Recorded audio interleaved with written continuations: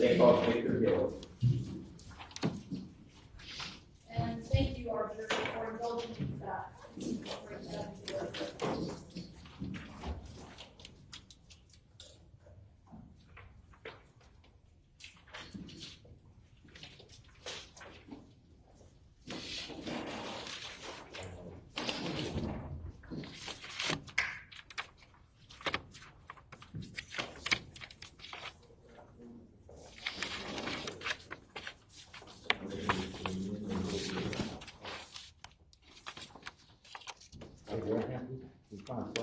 Testimony about to give the truth, the whole truth, and nothing but the truth? Yes.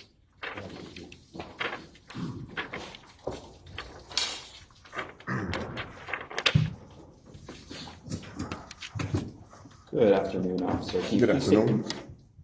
Please state your name for the record. Victor Gil. Okay. And can you please tell the jury what's your current occupation? I am a deputy sheriff with the Miami-Dade Sheriff's Office. How long have you been with the Miami-Dade Sheriff's Office? Going on 26 years. So what exactly is your current assignment then with the Miami-Dade Sheriff's Office? I am a canine handler with the within the narcotics section, and I have a firearms detection dog. Okay. So can you describe to the jury what some of your roles are as a canine handler? My daily roles are to assist detectives in their investigations where they need to locate or assistance in searching for anything related to a firearm. Now, back in June of 2022, what was your assignment? Were you still a canine handler? Yes. Okay. So what type of training do you need to undergo as a canine handler? Myself and the dog in our unit, the way that it is the dog and I are chosen. We're both in my situation. I was a green handler, meaning I never handled a canine prior to this, and the dog was never on any scent, meaning the odor that they have to detect. So we both start off green. We have an independent trainer who trains us together, puts us through a whole process, and the dog, basically everyone knows what a dog does. They love to find food. We use that natural instinct to train them to find. We give them a toy. From the toy, we insert the odors that we want them to find, and then we go through the process of training together. So what's your canine's name then? It's a female Belgian Malinois named Nani, N-A-N-Y.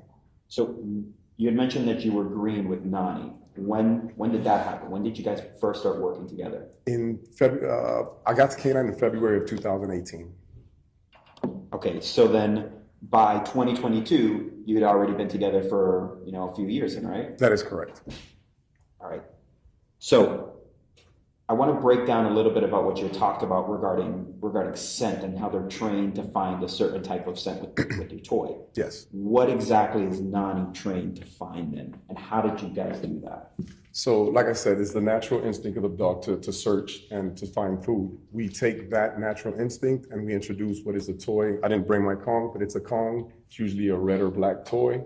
We introduce that. We play with them to see their enthusiasm, to see how much they actually interact with you. In that process, now we introduce the two odors. The two odors that we associated to firearms are gun oil and black powder. The reason for those two odors is because black powder obviously is in ammunition. So when a firearm is fired, it also causes combustion, which makes the round go out the barrel. So that stays in on the casing or on the actual firearm.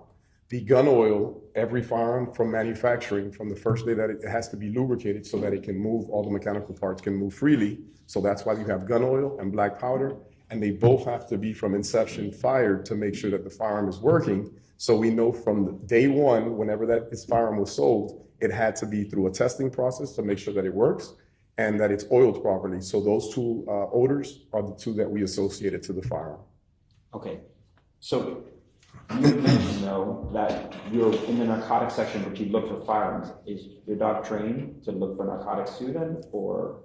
No. In our section, what we have is what we call single purpose. So sometimes you'll see some dogs will have what they call bite dogs, and then they also can alert to odors.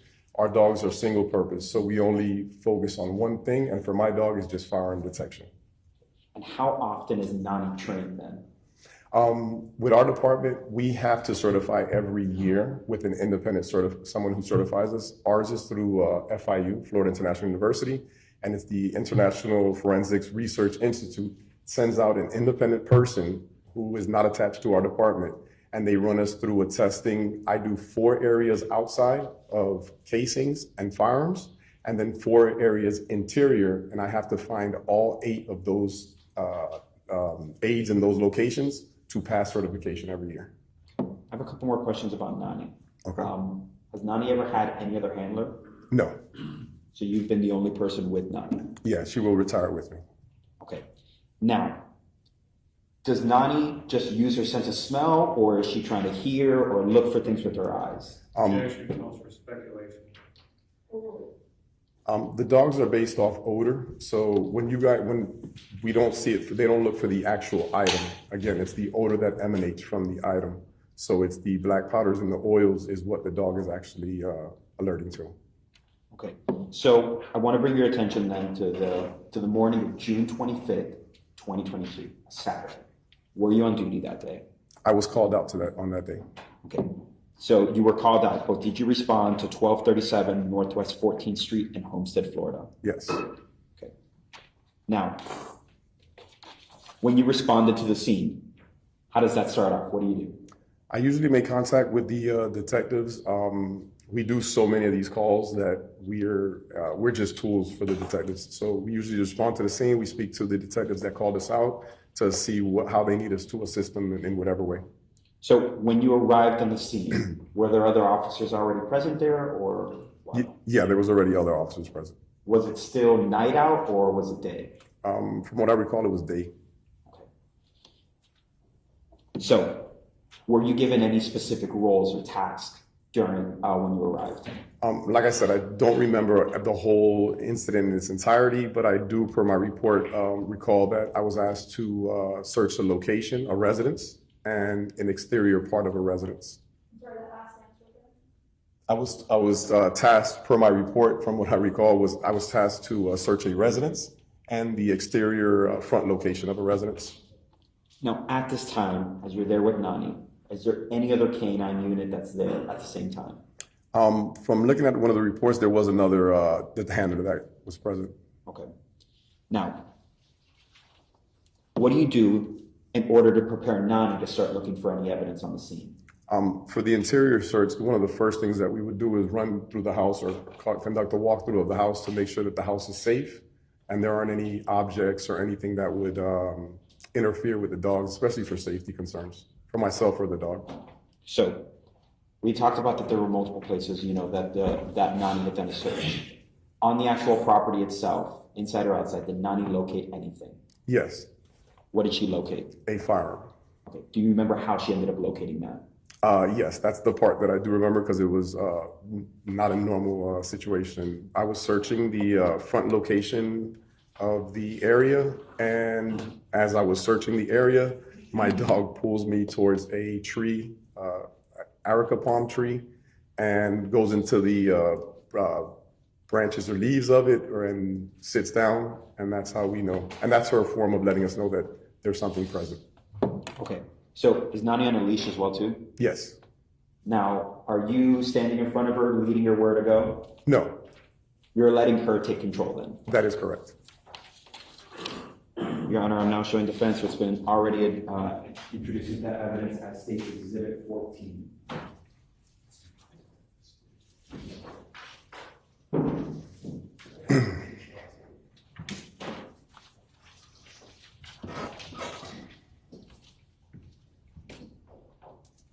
Now, what are you looking at here in this image? The areca palm tree. Okay, is that the palm tree that you were just describing that Nani took you to? Yes.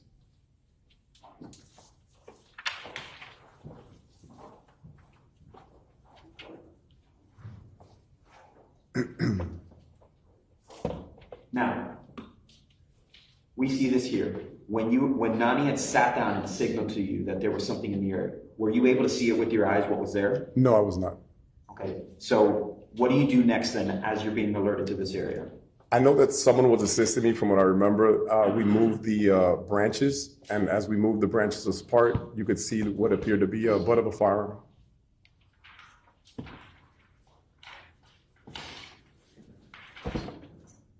And is that the butt of the firearm you're describing? Yes.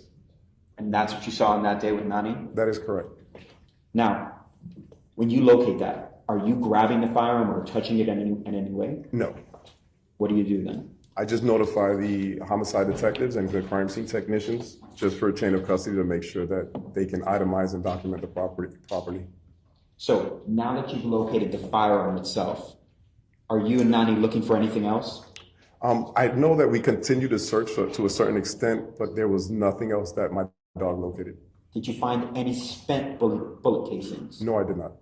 Did you locate any empty magazines or anything else, or just the firearm? Just the firearm. Okay, Your Honor, a moment to confirm. Your Honor, no further questions at this time. No, Your Honor.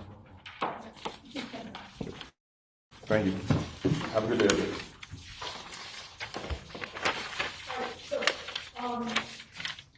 We're going to go earlier than I anticipated, not a bad thing, so we'll take a lunch break until 1:30. That should give you all enough time to travel, or go, or stay in the building if you want to go to the cafeteria, or the cafeteria on the bottom floor. I'm going to remind you again, not to discuss this case amongst yourselves or with anybody else, not to do any research about this case. If you see anyone involved in this case, whether it's the defendant at this point, the lawyers or the witnesses or potential witnesses, there are my instructions to ignore you, please ignore them. Umberto will tell you where to meet them on the probably third floor. Yes, Your Honor. Go ahead and take your notebooks. Put them in the envelope like yesterday. We'll take them from you and then we'll give them back to you once we come back. We'll aim to start testimony at 1:30, so please plan accordingly so we can start at 1:30, okay? All rise to adjourn.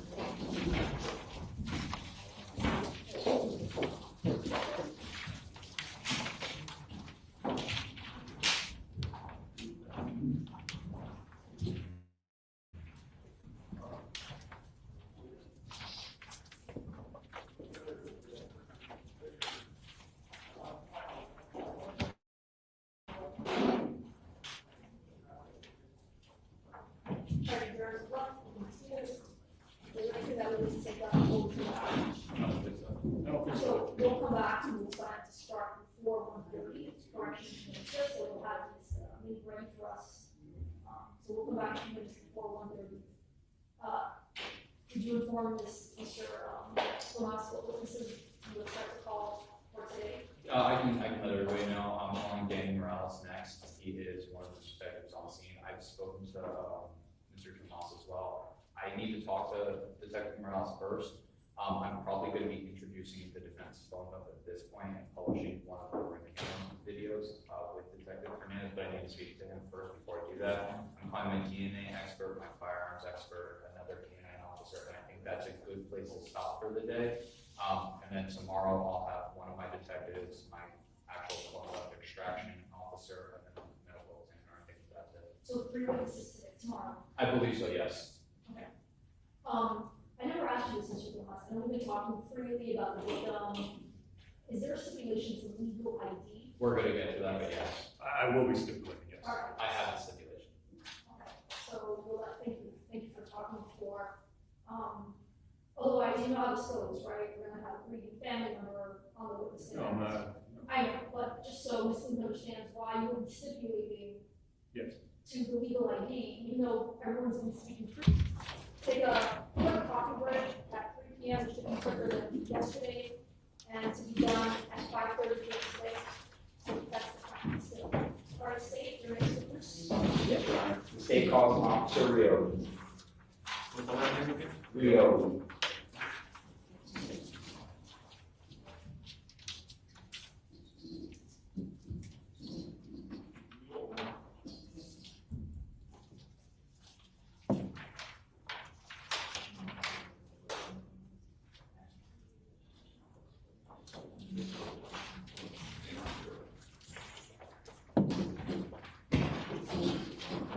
Raise your hand, please. You solemnly swear affirm that the testimony about to give the truth, the whole truth, and nothing but the truth? I do.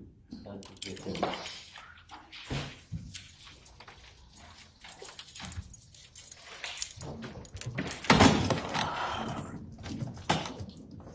Good afternoon, officer. Good afternoon. Can you please state your name for the record? Deputy Harold Ryobi. Okay. And what is your current position and employer? I'm employed by the Miami-Dade Sheriff's Office, and my current duties, I'm a field training officer for Miami-Dade. Now, back in 2022, what was your role, or what was your position? I was a firearms canine handler. Okay. And what exactly did you do as a firearm canine handler? I would help with homicide investigations, any type of investigation that a firearm was used. Okay. So were you in this role then around June 25th of 2022? Yes, I was. Now, what type of training do you have to undergo to be a canine handler then? When we first get our dog, we go through a stringent 6-week initial training where we get the firearm canine we imprint the dog as far as to learn the odors of gunpowder and gun oil. Okay. Now, what was the name of your canine around this time? Trigger. And with Trigger, how long had you been working with him then? When this occurred, approximately 8 years. Okay. Now, is Trigger still working today? No, Trigger's retired. And why did Trigger retire? He was getting up in age. I had the opportunity to either get another dog and stay as a firearm handler, or since Trigger I didn't want to get another dog because I've been on 25 years. So I could leave at any point. I didn't want to have to train another dog and possibly have the dog go to somebody else or anything. So I just left the program. Okay. But Trigger was working in 2022 then, right? Yes. All right. What type of training did Trigger have to go through in order to get this specialization in firearm detection? Well, it's an associative training where Trigger learns gunpowder and gun oil. And once he's able to determine, where the gunpowder, gun oil is, he learns by, we praise him and he continues on to other. Was Trigger trained for any other types of scent other than firearms? No, we're a single odor organization. Okay. Now, how often did Trigger need to be trained when he was working? We pretty much trained weekly or daily, actually. Okay. And how many handlers did Trigger have around this time? Just one. And it was you, right? Just myself. Okay. So I want to bring your attention to the weekend of June 25th and 26th of 2022. Now, were you on duty that day? Yes, I was. And did you respond to the scene of 1237 Northwest 14th Street in Homestead? Yes, I did. All right. When you went to that scene, what exactly was your role, or what did you do when you first arrived? I was requested to respond by Detective Hubbard. Once I got there, I was advised that a homicide had occurred, and they gave me areas to run my dog. Okay. Now, when you were there with Detective Hubbard, was this for a secondary canvass? Yes, it was. Now, what is the purpose of a secondary canvass? Just she was doing her due diligence to make sure that all areas were covered. Now, are you looking in a specific area with Trigger, or is it just free roam? No, Trigger's on leash, and Trigger does what he does as far as like any other dog, walking around, smelling, trying to pick up any odors that he could find as far as if there's gun oil or gunpowder. So how does Trigger essentially let you know that he found something?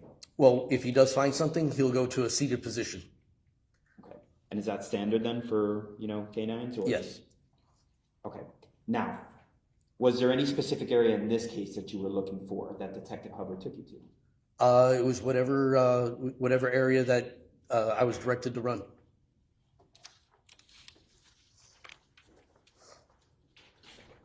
Now, during your search, did you end up finding anything? No, I did not. Did you end up searching the property of where the shooting occurred? Yes. Your Honor, I'm now publishing what's already been introduced into evidence as State's Exhibit 8.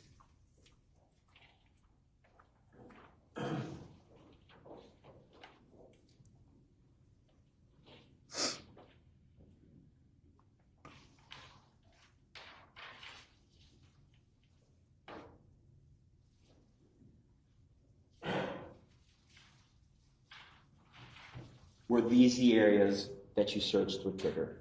Yes. Okay. Now, did you find any firearms? No, I did not. Did you find any spent casings? I did not. Did you find anything at all with trigger? No, I did not.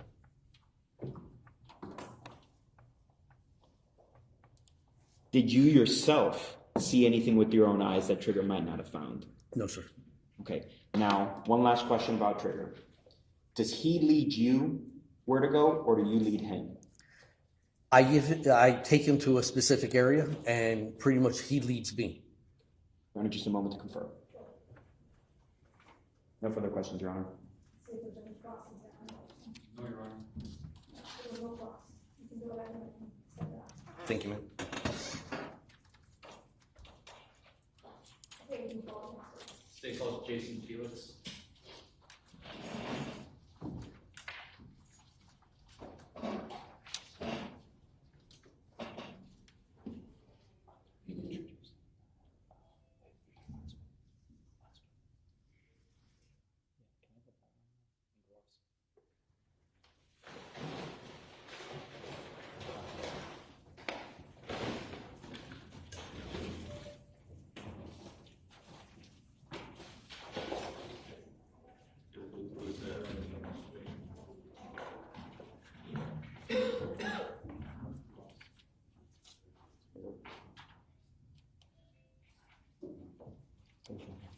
Do you sign a swear affirm that the testimony about to give the truth, the whole truth, and nothing but the truth? Yes.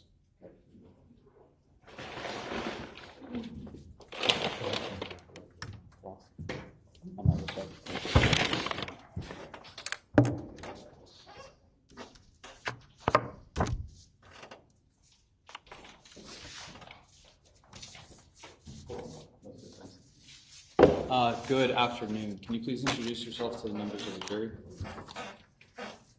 My name is Jason Felix, last name spelled Felix. And Mr. Felix, where do you work? I work for the Miami-Dade Sheriff's Office. And how long have you worked there? 8 years and 8 months. And what do you do for the Miami-Dade Sheriff's Office?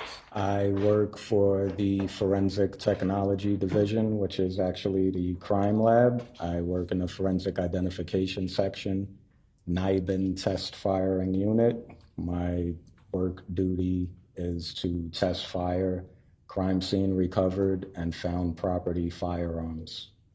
And can you walk us through what, if any, training that you have to do or experiences that you do to be in your position?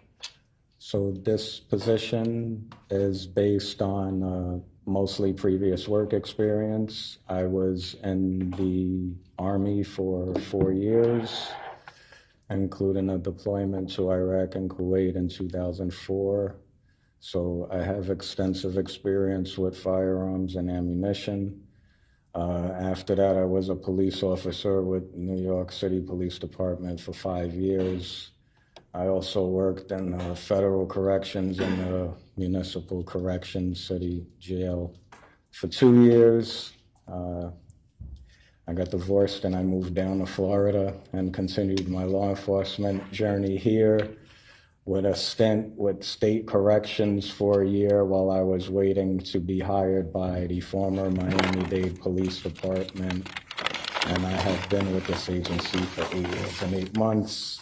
I decided that I wanted to forego work in sworn law enforcement and become a civilian working in a crime lab due to previous experience. So I completed my education. I got a bachelor's degree from Purdue University, and I applied for this position.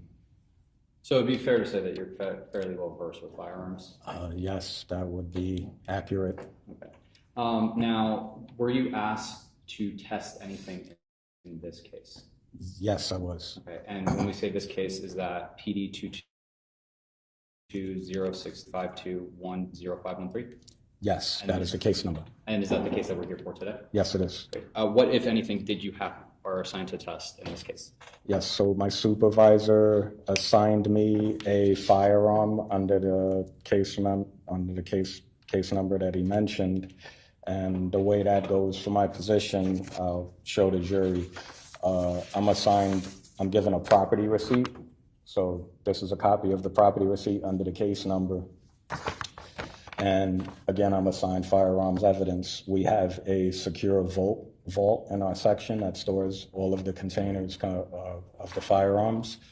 Each container has a unique barcode identifying that that is the correct package. It is affixed with the case number. So I will go to the vault and retrieve that container number, match up the Miami-Dade Police case number with the container number, and take that container back to my desk and begin my process. Can you explain to the members of the jury what a semi-automatic firearm is? Yes.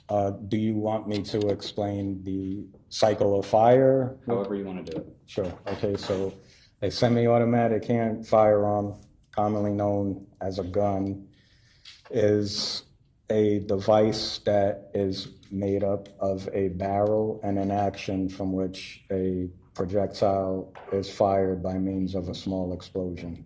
And I will walk you through the process of firing a gun. So a semi-automatic handgun is going to be loaded with a magazine, which is commonly referred to in civilian vernacular as a clip. If it's incorrect, it's actually a magazine. It is a tubular cylinder or box shape, and it is top loaded with ammunition cartridges until it is filled to maximum capacity. That magazine is inserted into a slot that you grip on the handgun. That's going to be the magazine well. At that point, the semi-automatic firearm is loaded. So the individual in possession of that firearm will rack the slide back of the firearm and release it. When they release the slide, it will simultaneously strip a cartridge from that magazine and seat it into the chamber. The chamber of that firearm is now locked. This is now a locked and loaded live firearm. With a pull of the trigger, one pull of the trigger, it is going to release a firing pin or a hammer, which will strike forward, and it is going to strike the end of the cartridge, which has a detonating charge, which is known as a primer. The primer is going to cause a small explosion and ignite the gunpowder. The gunpowder in that casing is going to propel highly pressurized gases and shoot the projectile from the chamber down the barrel towards its intended target. At the time that projectile is being shot, the casing is going to be ejected from that semi-automatic firearm through the ejection port and land in and around the person who fired that firearm. Now, this firearm is a semi-automatic firearm because with each successive pull of the trigger, the firing cycle process will repeat itself until the magazine is emptied. Your Honor, permission to retrieve evidence and publish evidence? Thank you. Mr. Felix, I'm just going to hand you what's been previously introduced as case 15. Yes. I have some cards if you want to take that out. Do you see on there, though, while you do that, do you see a case number? Yes. Is that the same case number that we're talking about?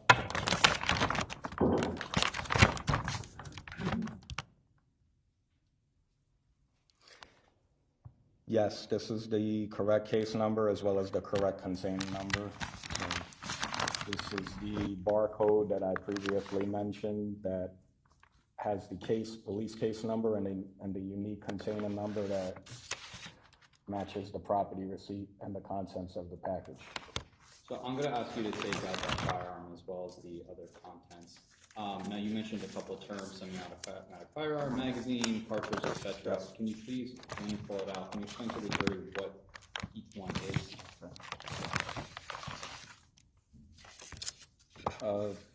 Some of the contents are fastened to the original container for safety purposes. So this is going to be the semi-automatic firearm.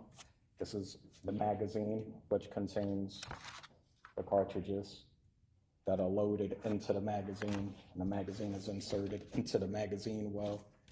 This is the slide. You will rack this rearward and release it. The cartridge is stripped. From the top of the magazine, it's going to be seated into the chamber. This is a chamber. Pull the trigger, the projectile, commonly referred to as a bullet, is shot towards its intended target. What is left is the casing that is ejected from the ejection port. And again, this will land in and around the person who is shooting this firearm. Do you mind actually opening up where the casings are and showing that to the members of the jury? Scissors. Right? Scissors. Yeah. If it's easier too, I have a projector behind me.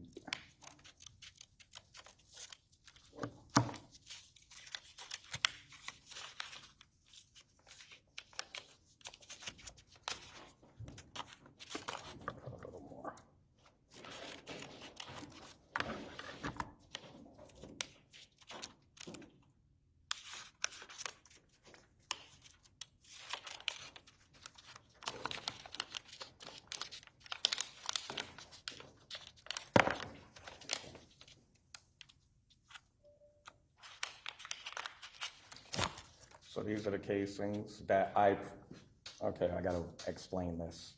Well, before we do that, can you just show them what we're talking about when we're talking about casings? Okay, these are casings. This is the head stamp of a casing. The head stamp of the casing is going to contain the caliber of the bullet and the manufacturer. So in this instance, this casing was manufactured by Federal Cartridge. That's what the FC on the head stamp stands for, and it also bears 9mm markings. This is a 9mm caliber firearm. So the firing pin of the hammer is going to strike in the middle. I know it's hard, you can't see it.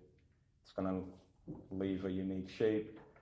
The detonating charge is going to be somewhere underneath the lip of this casing, and the gases are going to shoot through a small hole. This briefly expands, and the projectile, which is the bullet, is what is shot through the barrel. The casing is ejected from here. Shoots out. Now you mentioned that when a firearm, somebody pulls a trigger, that casing will end up around or near where that person shot. Is that correct? Yes. So if, for example, I'm standing here, I shoot right here, a casing will fall somewhere around my person? Somewhere in the vicinity, depending on the power, how powerful the firearm is, and even it can also be determined of how the person is holding the firearm when they're shooting it. Okay. Now, I know you were about to explain about those casings that you collected. Can you walk us through what you did in this case? Sure. So, again, I was assigned this firearm. I retrieved the container from our secure vault. I bring this property back to my desk. We have an online evidence tracking system, so through each step of the process, I tell my evidence tracking system what step I'm currently at. And then I begin the practical work on this case, which I will have to refer to my property receipt to tell me, because this case was over 3 years old and I work with a high volume of firearms. So if it's easier to, I can take that back. Okay, yeah, that would be. If you don't mind just putting it back aside. Sure.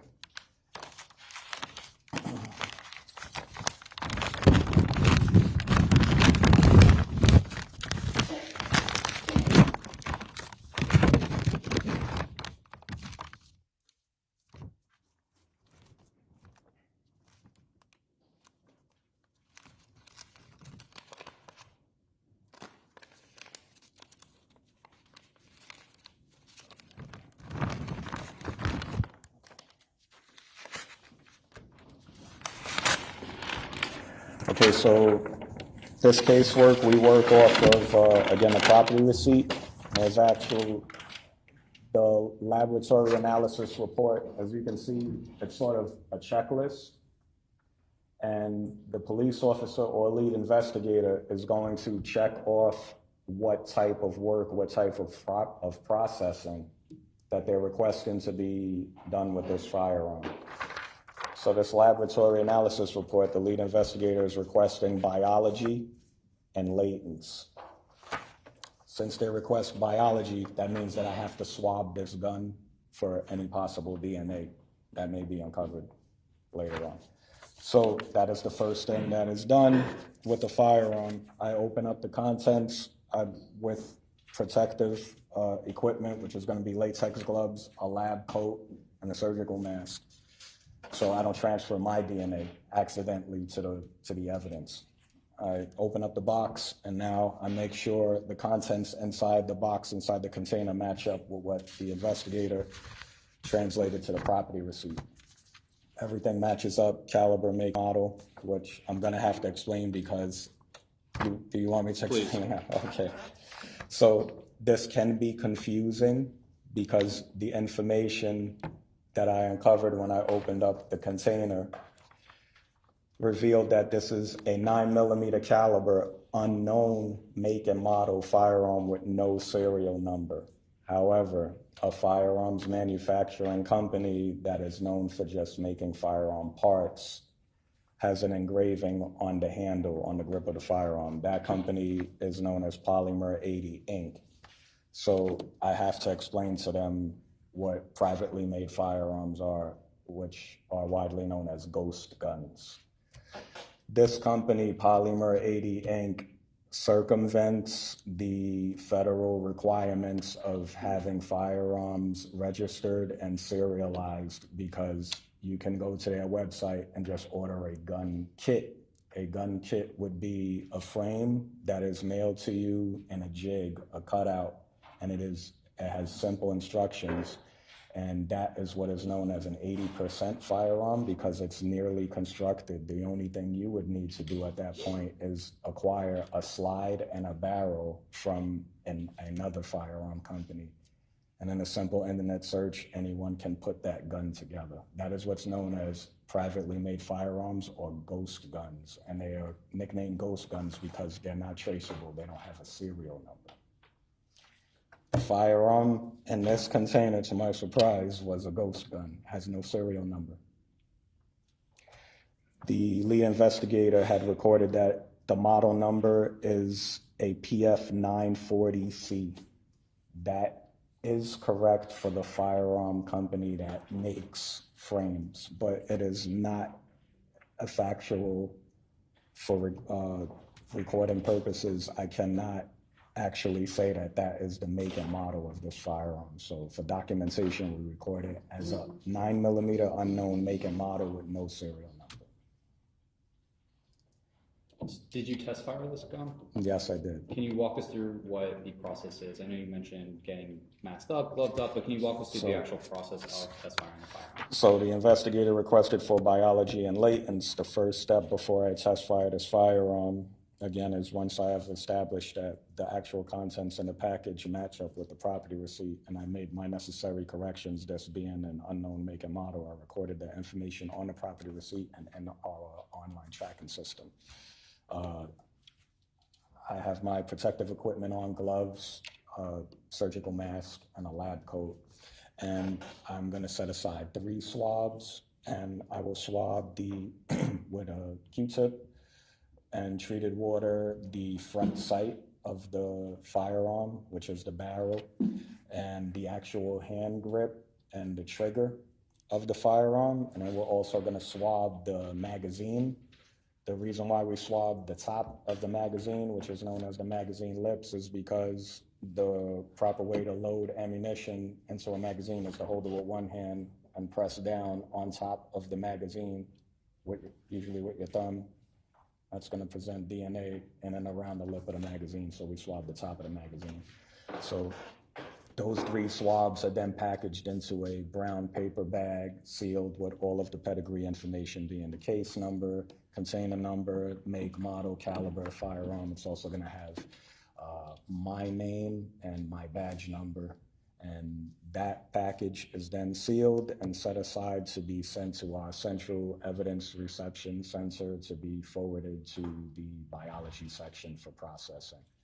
The next step in the process, since this investigator requested for latents for the actual cartridge, which is the bullet that was submitted with this case, I will take it to, we have a super glue fumigating chamber, which is a square shaped glass contraption and I will remove the requested cartridge and from the package, place it in the center of the container, and we will superglue fumigate it. And the actual ingredient is cyanoacrylate ester, which anyone can buy. If you have crazy glue in your house, that is what it is. That is what superglue is. So we apply a dime to quarter-sized amount onto a small aluminum tray, place that onto a heating pad, and we close the superglue container, and it fumigates for about a half-hour cycle. Once that's completed, I will remove the evidence, which was the cartridge, and place that back into its original packaging, seal it, and date it with my initials and batch number. Now, finally, we begin the test firing process, which is the operability. Again, with gloves, protective equipment, I will perform a function test on this firearm. Now, a basic function test consists of removing the firearm from the package, racking the slide back, and making sure that the chamber closes, locks, and battery. I will also be checking for any loose parts, any damaged parts, like a physical safety, any slide locks, making sure that they all are in serviceable and safe operating condition. Once I've determined that this firearm is safe to operate, I will then point it downrange in our indoor range in a safe manner, and I will dry fire. Dry fire just means pulling the trigger with no ammunition. So what I'm checking for when I pull the trigger is an audible click as well as a physical click, which lets me know that this firearm can shoot ammunition. The audible click tells me it has a working firing pin. At that point, I will use an engraving tool, and I will take 2 9mm test fires from our ammunition storage closet, and I am going to take that engraving tool and engrave on my test fire casings PD 22, which stands for Police Department, 22 being the year of this case, the last 6 numbers of this case number, which is 210513, and then my initials JF and T1, which stands for Test Fire 1, and the same information will go on the second test fire casing, but that will have T2 for Test Fire 2. I will take those test fires that I prepared and load them into the magazine and successfully test fire that firearm. The casings, again, land in and around my person. I retrieve those casings from the floor of our firing range, and I know that those are the test fire casings that I just produced because they have my initials on the casings. At that point, test firing is complete. This firearm was successfully test fired, and then it's on to a brief microscopic examination where I compare both of my test fires, and I choose the one that I feel like has a more obvious ejection mark, which is a tool mark that occurs on each casing when it is ejected during firing. Once I have determined one casing is better for comparison versus the other, that casing is then oriented and entered into our NIBIN software. NIBIN is an act. We don't need to talk about that. I don't need to talk about NIBIN? Okay, so then the test fire and operability is complete, and that's all work that I have done with this case. Were you able to confirm that this firearm itself was operable? Yes. Was there any evidence of any kind of malfunction or misfire or anything like that? No. If there is an issue that occurs in the realm of troubleshooting, I actually record that information on the property receipt and in this small box, additional notes on the laboratory analysis form. I didn't have to record anything because there were no issues. There were no troubleshooting issues during my operability testing. Now, I know that you said that the casings you shot were around your area, correct? Yes. And those were collected? Yes. Great. I have no further questions, Your Honor. Any cross-examination? No, Your Honor. Thank you. You can step down.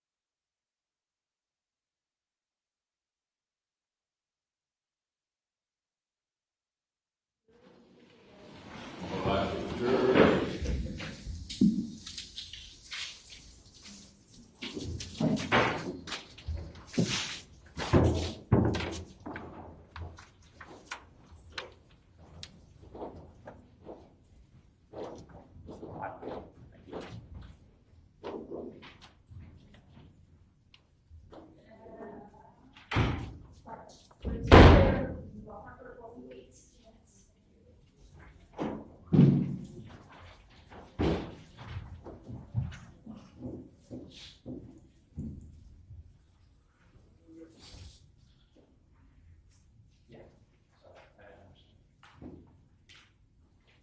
I mean, it doesn't really matter, but.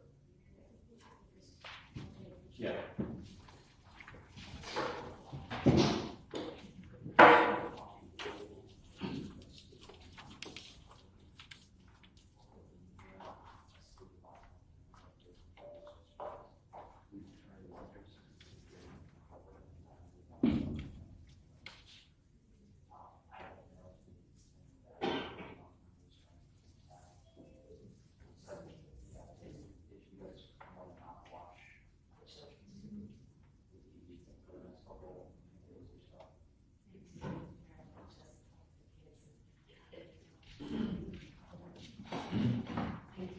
Yeah, thank you.